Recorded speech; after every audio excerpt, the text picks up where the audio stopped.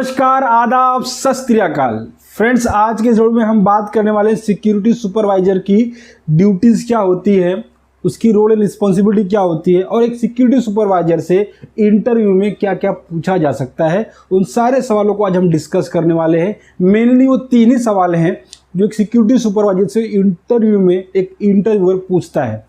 मेरा दावा है कि अगर आप ये जो तीन प्रश्नों को तैयार कर लेते हैं तो आपको कोई भी माई का लाल फेल नहीं कर सकता। और दूसरी बात, मैं आपको बहुत बहुत थैंक यू बोलना चाहता हूँ, बहुत बहुत धन्यवाद देना चाहता हूँ, क्योंकि हमारी फैमिली जो है वो 400 की हो गई है। अब हमारे चैनल पर 400 सब्सक्राइबर हो गए हैं। एक बात मैं आपको ज़रा रिक्वेस्ट करना चाहूँगा, अगर आप चैनल को सब्सक्राइब कर रहे हैं तो बेल आइकन को हिट करना बिल्कुल भी मत भूलिए। उससे हिट किए बिना फिर मेरी नोटिफिकेशन वगैरह आपको नहीं जाएंगी कि मैं जब वीडियो अपलोड करूँगा तो आपको नोटिफिकेशन वगैरह नहीं पहुँच पाएंगी। तो आप जब चैनल सब्सक्राइब करते हैं तो बेल आइकन को हिट कीजिए। और बहुत बहुत थैंक यू इतना सपोर्ट दिखाने के लिए। मुझे उम्मीद है हम जल्दी ही 1000 सब्सक्राइबर वाला जो लक्ष्य है हमारा उसको पूरा करेंगे। तो चलिए, जर्नी शुरू रहेगी हमारी इसी तरह। तो आज का जो पहला क्वेश्चन है, एक सिक्योरिटी सुपरवाइजर से क्या पूछा जाता है इंटरव्यू में। तो पहला जो सवाल एक कॉमन सवाल है जो हर किसी से पूछा जाता है कि tell me something about you, आप अपने बारे में कुछ बताइए। तो अब एक आदमी उसमें कंफ्यूज हो जाता है कि भाई बताए क्या अपने बारे में। तो मैंने 6 पॉइंट्स लिए हैं। अगर ये 6 पॉइंट्स आप बता देते हैं तो आपको और कुछ बताने की ज़रूरत नहीं है। अगर और उसने कुछ पूछा आपसे इसके अलावा भी तो आप उसको स्पेसिफिक आंसर दे सकते हैं। वो जैसे क्या पूछेगा मैं आपको आगे वीडियो में एक्सप्लेन करूंगा। तो 6 पॉइंट्स क्या क्या हैं उसको ज़रा ध्यान से देखिए। तो सबसे पहला जो आपको अगर अपने बारे में बताना है, पहले बताना है आपका नाम, ठीक है। फिर आपका लोकेशन, आप कहाँ रहते हैं, दूसरा पॉइंट हो गया। तीसरे पॉइंट में आप बताएंगे आपका वर्क एक्सपीरियंस क्या क्या है। और वर्क एक्सपीरियंस से मेरा मतलब है आपने कब से काम शुरू किया और कहाँ कहाँ पे कितने कितने साल काम किया है। अगर आपने एक ही जगह पर काम किया है तो आप एक ही जगह को बता दीजिए, उसमें कोई प्रॉब्लम नहीं है, ठीक है। फिर आपकी क्वालिफिकेशन क्या है, आप ग्रेजुएट है, 12th पास है, 10th पास है। अगर आप इस क्वालिफिकेशन में एक बात ध्यान रखिएगा, अगर आपने कोई एक्स्ट्रा डिप्लोमा या डिग्री वगैरह लिया हुआ है डिग्री के अलावा, जैसे आपने आपने डिप्लोमा इन हार्डवेयर नेटवर्किंग किया हुआ है, डिप्लोमा इन MS ऑफिस किया है, या कोई भी ऐसा बेसिक टैली वगैरह का कोर्स किया है तो उसको मेंशन करना है मत भूलिएगा। उसको मेंशन करेंगे तो थोड़ा सा एक्स्ट्रा एडवांटेज आपको मिल जाएगा। तो पांचवा जो पॉइंट है वो है आपका फैमिली बैकग्राउंड। आपके फैमिली बैकग्राउंड से मतलब कि आपकी फैमिली में कौन कौन रहता है। अगर आपके पिताजी को पुलिस वगैरह में है, स्पेशल सर्विसेज वगैरह में है तो मेंशन कीजिए। नहीं तो अगर आप सिर्फ उनका नाम गिनवा देंगे कि मेरी मम्मी डैडी, मेरे छोटी बहन या बड़े भाई, ऐसा कुछ है तो आप यहाँ पे इसको जस्ट मेंशन कर दीजिए। और लास्ट में आपकी हॉबीज़, आपके शौक क्या हैं, वहाँ पर आपको एक छठा पॉइंट मेंशन करना है। अब इसको बोलना कैसे, इसका जरा एक डेमो देख लेते हैं। तो सर, मेरा नाम गौतम गुप्ता है, मैं बोरीवली में रहता हूँ। सर, फरवरी 2017 से 2020 तक मैंने HDFC बैंक में एज ए सिक्योरिटी सुपरवाइज़र काम किया है। मेरी क्वालिफिकेशन की बात करें सर तो मैंने अपना ग्रेजुएशन 2010 में मुंबई यूनिवर्सिटी से कंप्लीट किया है। फैमिली बैकग्राउंड की बात करें तो मेरी फैमिली, मेरे मम्मी डैडी, मेरी छोटी बहन और मेरी वाइफ है। और हॉबीज़ की बात करें तो मुझे बुक रीडिंग पसंद है। तो वहाँ पे आप बता सकते हैं कि सर मुझे बुक रीड करना, बुक पढ़ना पसंद है। अब सब देखिएगा कि सबका यही मान लें, अगर आप इंटरव्यू में गए हैं तो 10-12 लोग आए होंगे, काफ़ी लोग आते हैं इंटरव्यू के लिए, तो सबका मैच नहीं होना चाहिए। आप थोड़ा सा अपना ऐसा रखिएगा जो आप एक्चुअल में पसंद करते हैं। अब रीडिंग बुक सबकी हैबिट नहीं होती, सबको पढ़ना पसंद नहीं होता। मुझे बुक पढ़ना पसंद है तो ये सबकी हैबिट नहीं होती। आपका जो जेन्युइन है आप उसको बता दीजिएगा, ठीक है, इसमें कोई प्रॉब्लम नहीं। तो ये 6 पॉइंट बताने के बाद आपका बैकग्राउंड क्लियर हो जाएगा। इसके अलावा अगर उसको कुछ पूछना है तो वो पूछ लेगा। अब जैसे क्या पूछेगा, अब पूछे भाई HDFC बैंक में आपने कितने साल काम किया है। अभी आपने टोटल बताया हुआ है ना कि मैंने इतने साल काम किया है, तो कहाँ कहाँ काम किया, HDFC बैंक में आपने कितने साल काम किया है, कितने गार्ड लोग को आपने वहाँ पे कंट्रोल किया है, आपकी रोल एंड रिस्पॉन्सिबिलिटी वहाँ पर क्या थी, क्या एक्स्ट्रा काम वगैरह था आपको एज ए बैंक में काम करते थे। तो ये सारी चीज़ों को पूछ सकता है। आपके फैमिली बैकग्राउंड के बारे में पूछ सकता है कि आपके पिताजी क्या करते हैं, आपकी माता क्या करती है, आपकी वाइफ क्या करती है। ये एक स्पेसिफिक क्वेश्चंस है। आप जब उसको बता देंगे तो आपको पूछ सकता है कि आप रीडिंग बुक, मतलब आपको किस टाइप की बुक्स पढ़ना पसंद है, ऐसा ही पूछ सकता है। आप स्पिरिचुअल बुक पढ़ते हैं, आपको टेक्स्ट बुक पढ़ना है, न्यूज़पेपर वगैरह क्या पढ़ते हैं आप, नॉवेल वगैरह कौन सी नॉवेल पढ़ना पसंद करते हैं, ये स्पेसिफिक क्वेश्चन है, आपको पूछे जा सकते हैं। तो उसके लिए थोड़ा सा तैयार रहिएगा आप में। लोकेशन, और एक बात ध्यान रखिएगा, ये 3 पॉइंट बहुत इंपॉर्टेंट है। ये सारी चीज़ें बोलने के बाद इन चीज़ों में क्या नहीं बोलना है फ्रेंड्स। सबसे पहले तो आपको बहुत तोते की तरह तेज तेज नहीं बोलना है। कुछ लोग होते हैं इस माई सेल्फ को एकदम स्कूली बच्चे की तरह रट के जाते हैं, और जैसे उसने पूछा कि भाई अपने बारे में बताइए तो बस मत पूछिए, तोते की तरह सारी चीज़ें बड़बड़ करते चले जाते हैं। ऐसा नहीं करना पड़ता। इंटरव्यू क्या है, कन्वर्सेशन है, बातचीत है, तो आप उसको आराम से बताइए जैसा कि आप नॉर्मली बातचीत करते हैं। अपना लहजा वगैरह बरकरार रखिए और उसी तरीके से इन चीज़ों को एक्सप्लेन कीजिए। दूसरी जो बात है वो क्या है, हर बात में सर सर नहीं बोला है। सर मेरा नाम गौतम गुप्ता है, सर मैं बोरीवली में रहता हूँ, सर मेरा वर्क एक्सपीरियंस इतना है, सर मेरा क्वालिफिकेशन इतना है, सर मेरी फैमिली में इतने लोग हैं, सर मुझे बुक रीडिंग पसंद है। सर सर सर नहीं बोलना है। एक बार सर स्टार्टिंग में बोल दिया, फिर एंड तक आपको सर सर बोलने की ज़रूरत बिल्कुल भी नहीं है। जो तीसरा पॉइंट है वो है कि आपको अगर इंटरव्यू बोलता है, पूछता है कि गौतम जी आप अपने बारे में बताइए, तो अब उसने आपका नाम पुकार लिया, तो आपको यहाँ पर ऐसे नहीं बोलना है कि सर मेरा नाम गौतम गुप्ता है। आपको ऐसे बिल्कुल नहीं बोलना है। सर जैसा कि आप जानते हैं कि मेरा नाम गौतम गुप्ता है, मैं बोरीवली में रहता हूँ। सर फरवरी 2017 से 2020 तक मैंने HDFC बैंक में एज सिक्योरिटी सुपरवाइजर काम किया है। मेरी क्वालिफिकेशन की बात करें तो मार्च 2010 में मैंने अपना ग्रेजुएशन मुंबई यूनिवर्सिटी से कंप्लीट किया है। मेरी फैमिली में मेरे माता पिता और मेरी छोटी बहन है, और मुझे बुक किताबें वगैरह पढ़ना बहुत पसंद है। तो इस तरह से आपको यहाँ पर क्या है, आपने उसको नाम तो बताया अपना, लेकिन कैसे बोला, सर जैसा कि आप जानते हैं। अगर उसने आपका नाम पुकारा हुआ है और आपको नाम लेकर बोला है कि गौतम जी बताइए आप अपने बारे में क्या बता सकते हैं, तो आपको यहाँ से ऐसी शुरुआत करनी है कि सर जैसा कि आप जानते हैं। इसको बहुत ध्यान रखिएगा अगर आपको नाम लेकर पुकारता है तो। ये 3 चीज़ें आपने ध्यान रखी और ये 6 पॉइंट्स ध्यान रखे और को इसी तरह बता दिया, तो 101% चांस है आपका सिलेक्शन होकर ही रहेगा। इसका मैं दावा करता हूँ। चलिए देखते हैं दूसरा क्वेश्चन। दूसरा क्वेश्चन है सिक्योरिटी सुपरवाइजर का रोल एंड रिस्पॉन्सिबिलिटी क्या है। अब इसको दूसरी तरह से ऐसे पूछ सकते हैं कि एक सिक्योरिटी सुपरवाइजर के कर्तव्य क्या है, या फिर पूछ सकते हैं कि सिक्योरिटी सुपरवाइजर की ड्यूटी क्या है, या फिर आप एज ए सिक्योरिटी सुपरवाइजर कैसे काम करेंगे और क्या क्या काम है आपके। इस अलग अलग तरीके से आपको ये सवाल पूछे जाते हैं, लेकिन सबका आंसर यही है। फ्रेंड्स अब कुछ पॉइंट्स मिल जाए हमको तो बात करने में बड़ी आसानी होती है। तो एक सिक्योरिटी सुपरवाइजर का अगर बात करेंगे, एक शब्द में बताऊं तो उसका एक ही काम होता है, सुपरवाइज करना। वाइजर का मतलब होता है हर चीज पर निगरानी रखने वाला, काम करने वाला। तो आपको जरा विस्तार में बताना पड़ेगा आपके काम क्या क्या है। तो यहां पर मैं इसको डिलीट करता हूं और आपको बताता हूं पॉइंट्स जो आपको हेल्प करेंगे विस्तार से अपना काम बताने के लिए। तो सबसे पहला पॉइंट है, एक सिक्योरिटी सुपरवाइजर की 4 लोगों के प्रति जिम्मेदारी होती है और उसकी ड्यूटीज भी उन्हीं के प्रति होती है। तो पहली जो ड्यूटी होती है उसको होती है सिक्योरिटी गार्ड के प्रति, दूसरी होती है उस साइट के प्रति जहां पे वो काम कर रहा है, तीसरा उस साइट का जो क्लाइंट है उसके प्रति उसकी जिम्मेदारी होती है, और चौथी जिम्मेदारी होती है उसके एजेंसी के प्रति। तो एक सिक्योरिटी सुपरवाइजर की गार्ड के प्रति जो ड्यूटियां हैं मैंने यहाँ पर लिख रखी हैं। तो पहले जो ड्यूटी एक गार्ड के प्रति है कि गार्ड सारे वक्त के पाबंद हो, मतलब टाइम के पंक्चुअल हो, एकदम टाइम पर आए। ये नहीं कि ड्यूटी 7 बजे की और नवाब साहब 8 बजे आ रहे हैं, ऐसा नहीं होना चाहिए। तो उनको वक्त की पाबंदी सिखाना, पंक्चुअल करना एक सिक्योरिटी सुपरवाइजर की ड्यूटी है। दूसरा उनका ग्रूमिंग स्टैंडर्ड, मतलब हेयर कट होना चाहिए, दाढ़ी रोज बनी होनी चाहिए, यूनिफॉर्म नीट एंड क्लीन होना चाहिए, जूते पॉलिश होने चाहिए, और सारी सिक्योरिटी की एसेसरीज मतलब कैप है, बैटन है, लाइनर है, आई कार्ड वगैरह है, ये सारी चीज़ें उनके पास अप टू डेट होनी चाहिए। तो ये चीज़ें आती हैं ग्रूमिंग में। तो एक सिक्योरिटी सुपरवाइजर का ये भी ड्यूटी है, रिस्पॉन्सिबिलिटी है कि वो अपने गार्ड की ग्रूमिंग को भी मेंटेन रखे। तीसरा बात है ब्रीफिंग। डेली एक ब्रीफिंग लेना भी बहुत ज़रूरी है। क्या होता है कि प्रीवियस डे में कुछ गलती वगैरह हुई है, या फिर कोई क्लाइंट की तरफ मैसेज आया है, फिर एजेंसी का मैसेज वगैरह आया है, तो उसको पास करना, डिस्कस करना बहुत ज़रूरी है। इससे फ़ायदा ये होता है कि दूसरे लोग उसको उस गलती से सीख लेते हैं और वैसी गलतियाँ प्रीमाइसेस में नहीं होती हैं, जो काफ़ी अच्छा है।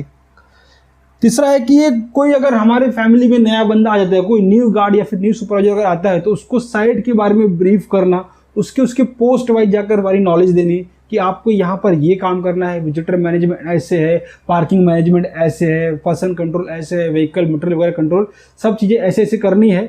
उसको ब्रीफ करना भी एक सिक्योरिटी सुपरवाइजर का ही काम है। बाद में साइट नॉलेज अपडेट करना है।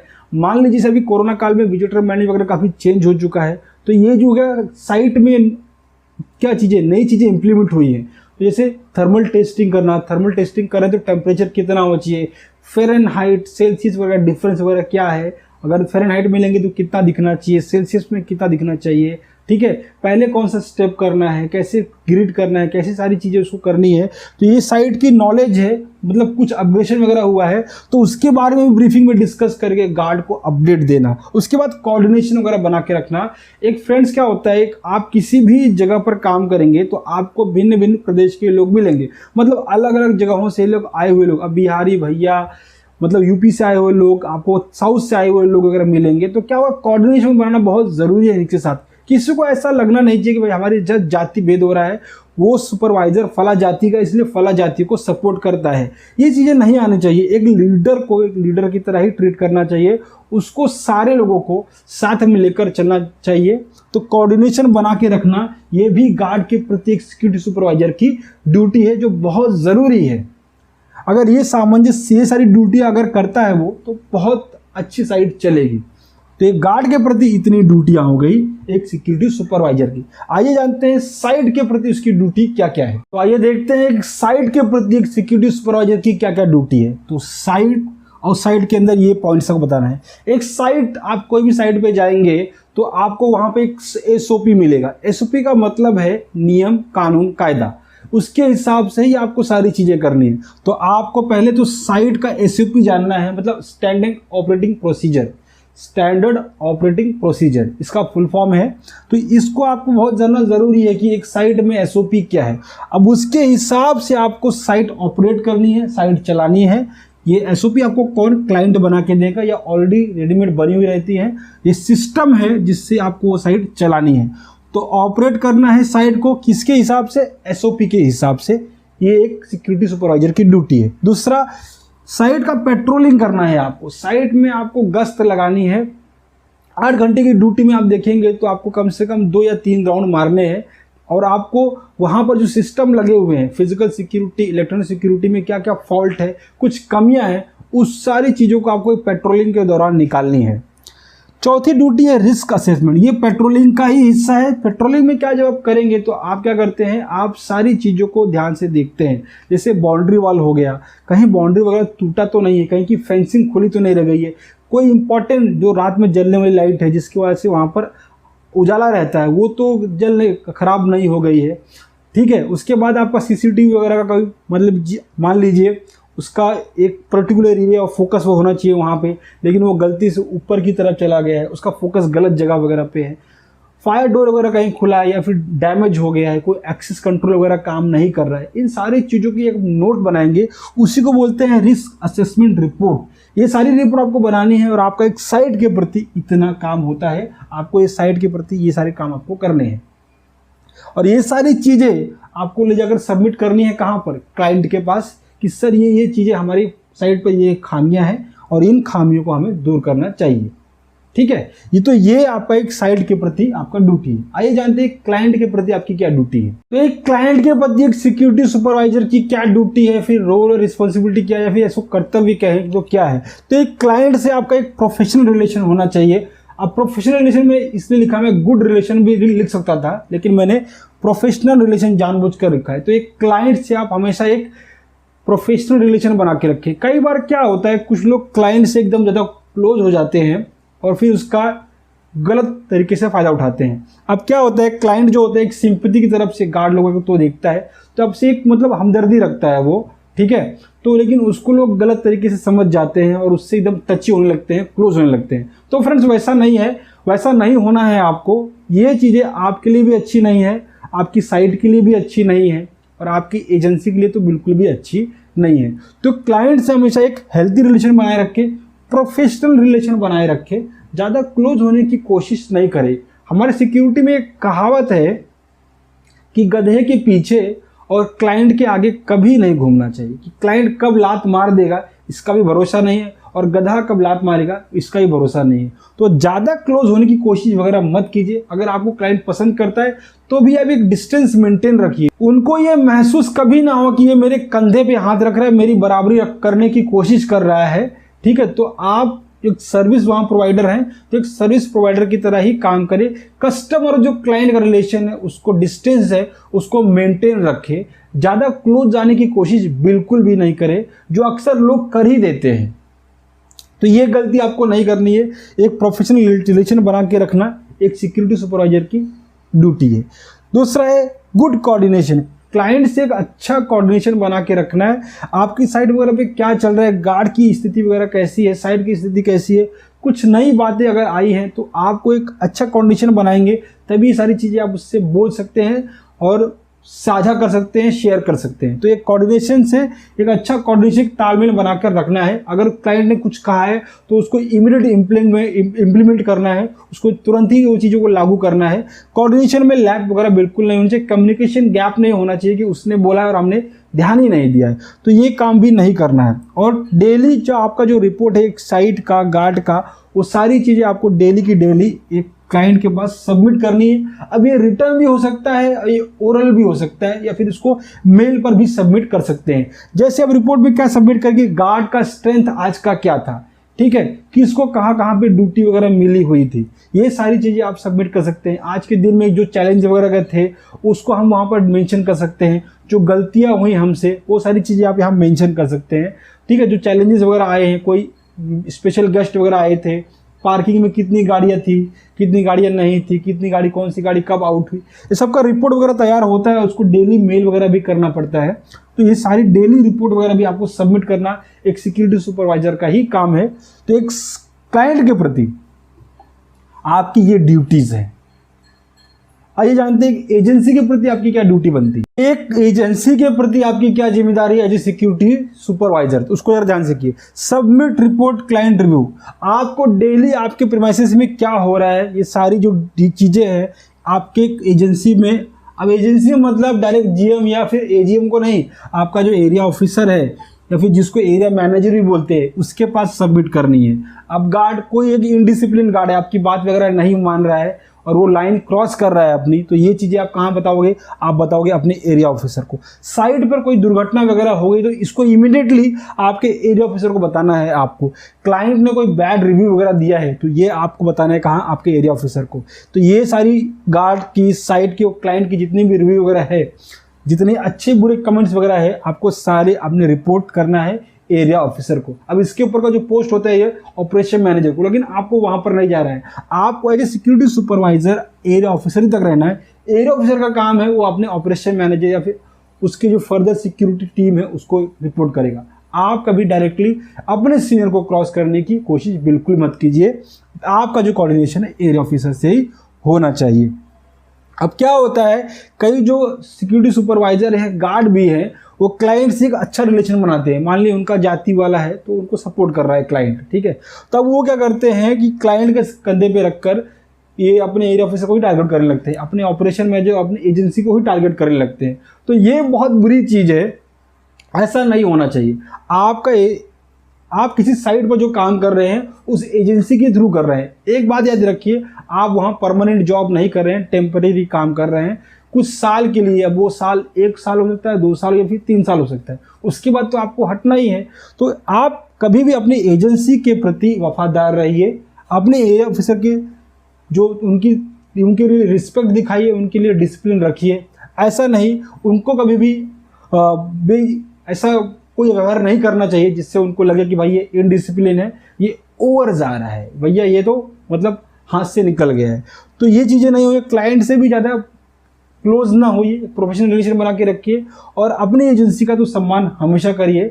और कभी भी ऐसी कोई गलत काम नहीं करे जिससे सामने वाले एरिया ऑफिसर को लगे, एजेंसी को लगे कि ये बंदा ज़्यादा कर रहा है, क्लाइंट बनने की कोशिश कर रहा है। कभी भी अपने सीनियर को सिखाने वगैरह की कोशिश बिल्कुल नहीं करे। तो एक एजेंसी के टूवर्ड्स, एक एजेंसी के लिए हमारा जो रोल रिस्पॉन्सिबिलिटी या फिर कहें कर्तव्य जो हमारा है, यहाँ गार्ड का, साइट का, क्लाइंट का जो रिव्यू वगैरह है हमको यहाँ पर सबमिट करना है और उनसे हमको तहजीब और उसको हमको डिसिप्लिन से, अच्छे से व्यवहार से बात करनी है। गलत चीज़ तरीके से बात वगैरह बिल्कुल भी नहीं करनी है और उनको हमेशा एक रिस्पेक्ट देना है जिसके लिए वो हकदार है। तो एक सिक्योरिटी सुपरवाइजर का रोल एंड रिस्पॉन्सिबिलिटी का ये था, तो इसको आप बोलेंगे कैसे? ठीक है, तो जैसे मैंने पॉइंट्स बताए हैं वैसे बोलेंगे। तो एक डेमो आपको देता हूँ, आइए एक डेमो करके दिखाता हूँ मैं आपको। एज ए सिक्योरिटी सुपरवाइजर आप कैसे बताएंगे कि आपकी जिम्मेदारी क्या है, आपके कर्तव्य क्या है, या फिर आपकी ड्यूटीज क्या है। आपको बता रहे हैं सर, एक सिक्योरिटी सुपरवाइजर होने के नाते मेरी जो रिस्पॉन्सिबिलिटी है, मेरी जो जवाबदारी है, 4 लोगों के प्रति बनती है। पहला है गार्ड, दूसरा है साइट, तीसरा है क्लाइंट और चौथा है मेरी एजेंसी।